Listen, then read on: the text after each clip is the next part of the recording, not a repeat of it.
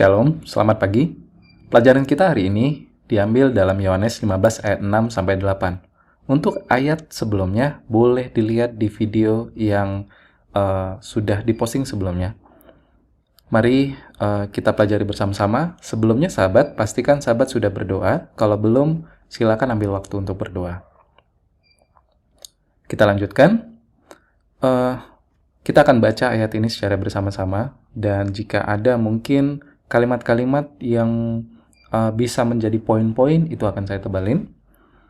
Kita baca ayat yang ke-6. Barang siapa tidak tinggal di dalam aku, ia dibuang keluar seperti ranting dan menjadi kering, kemudian dikumpulkan orang dan dicampakkan ke dalam api, lalu dibakar. Jikalau kamu tinggal di dalam aku, dan firman-Ku tinggal di dalam kamu, mintalah apa saja yang kamu kehendaki, dan kamu akan menerimanya. Dalam hal inilah Bapa-Ku dipermuliakan, yaitu jika kamu berbuah banyak, dan dengan demikian kamu adalah murid-murid-Ku. Oke, kita baca sekali lagi. Barang siapa tidak tinggal di dalam aku, ia dibuang keluar seperti ranting dan menjadi kering. Kemudian dikumpulkan orang dan dicampakkan ke dalam api, lalu dibakar.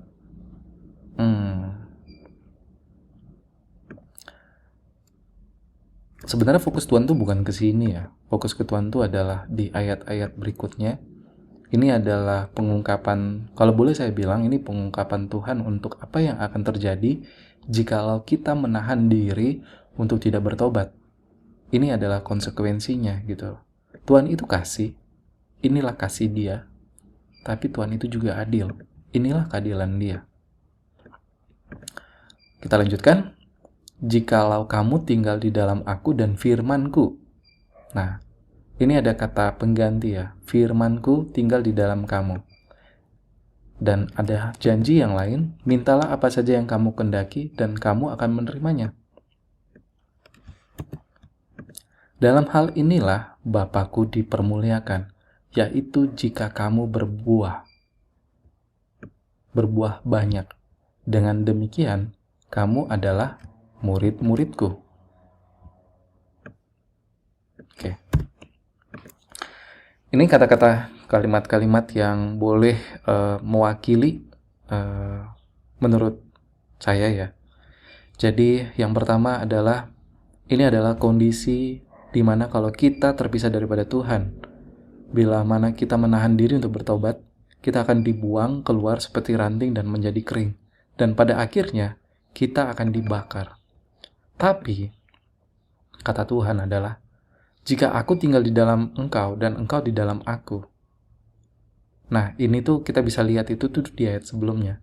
Dan aku di sini adalah firman. Jadi bagaimana caranya supaya bagaimana caranya supaya Tuhan tinggal di dalam kita? Ya, dengan melalui firman-Nya tinggal di dalam kita.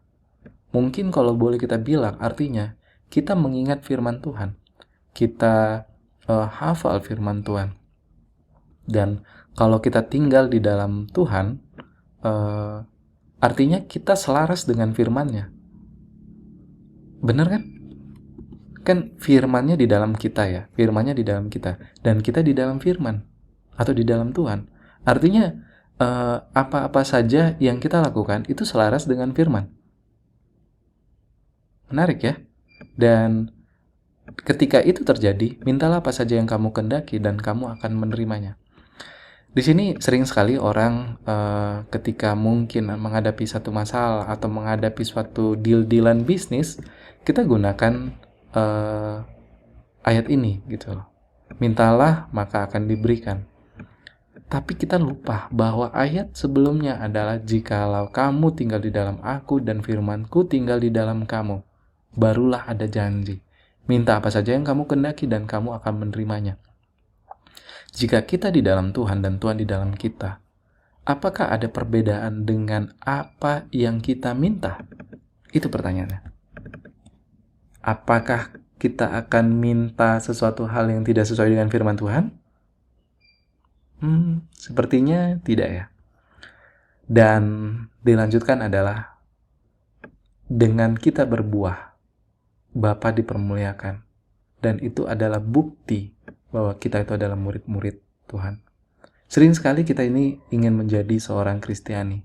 Tapi apakah kita itu sudah menjadi seorang murid? Murid itu kan berarti belajar ya. Ada belajar, ada ujian, ada praktek. Tapi kalau kita anggap agama Kristen itu adalah hal tentang satu kali seminggu datang ke gereja ataupun persembahan, perpuluhan, hanya sebatas itu. Mungkin mentalitas murid itulah hal yang perlu kita doakan agar kita miliki. Oke, kita sekarang bagian menulis ulang. Mungkin saya mulai dari ayat yang ke-6 ya.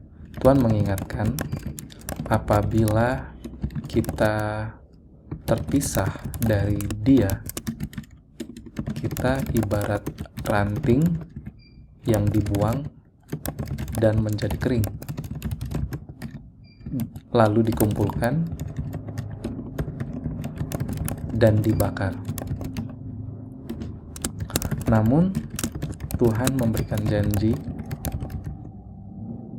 apabila kita tinggal di dalam Dia dan firman-Nya tinggal di dalam kita, maka apa yang kita minta,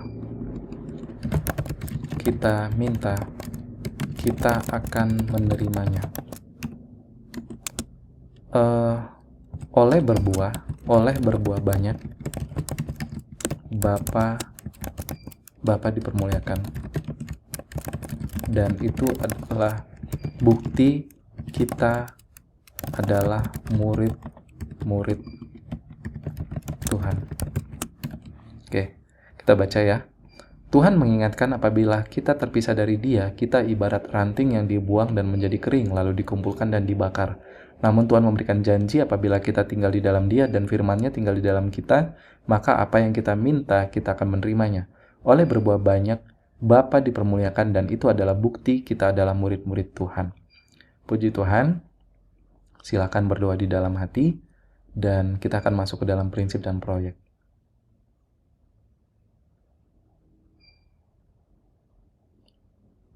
Di dalam prinsip proyek yang pertama, kalimat ini mungkin ya, ini pengingat ya, jadi tidak akan ada masuk dalam prinsip di sini. Mungkin kalau mau dimasukkan adalah bagaimana kita menjangkau orang lain. Tapi fokus saya hari ini itu adalah tentang renungan kita sih ya, maksudnya untuk diri kita sendiri gitu. Bukan artinya kita tidak peduli kepada orang lain, tapi sebenarnya ketika kita menyerahkan hati dan pikiran kita kepada Tuhan, otomatis kita akan melakukan segala pekerjaan-pekerjaan Tuhan, yaitu apa? Menjangkau orang lain. Itu akan mengikuti, itu maksudnya. Oke. Kita perlu mengingat dan menghafal firman Tuhan. Ya, mungkin hafal hari ini, hafal Yohanes 15 ayat 7. Baru yang kedua, segala permintaan kita perlu selaras, segala permintaan kita perlu dilayangkan dengan iman dan selaras, dan harus selaras ya, dan pastikan selaras dengan firman Tuhan.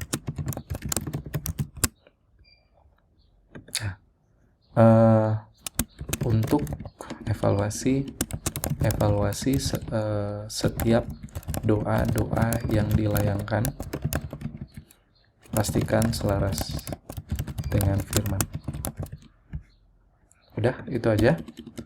Dua prinsip dan proyek inilah yang boleh kita renungkan. Kita perlu mengingat dan menghafal firman Tuhan. Proyeknya adalah hari ini hafal Yohanes 15 ayat 7. Dan prinsip yang kedua, segala permintaan kita perlu dilayangkan dengan iman dan pastikan selaras dengan firman Tuhan. Yang kita lakukan adalah evaluasi setiap doa-doa yang dilayangkan, pastikan selaras dengan firman Tuhan. 2 prinsip dan 2 proyek inilah hasil daripada Morning Watch kita. Sebelum mengakhiri, mari kita beri judul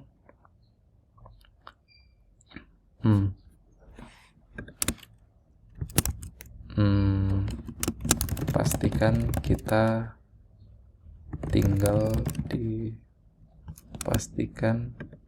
Dia tinggal di dalam kita melalui firman-Nya. Oke. Itu saja pembelajaran Morning Watch kita di pagi hari ini. Semoga memberkati. Sebelum beraktivitas, pastikan sahabat berdoa. Saya bawa di dalam nama Tuhan Yesus, Juru Selamat dan Penebus kita. Amin.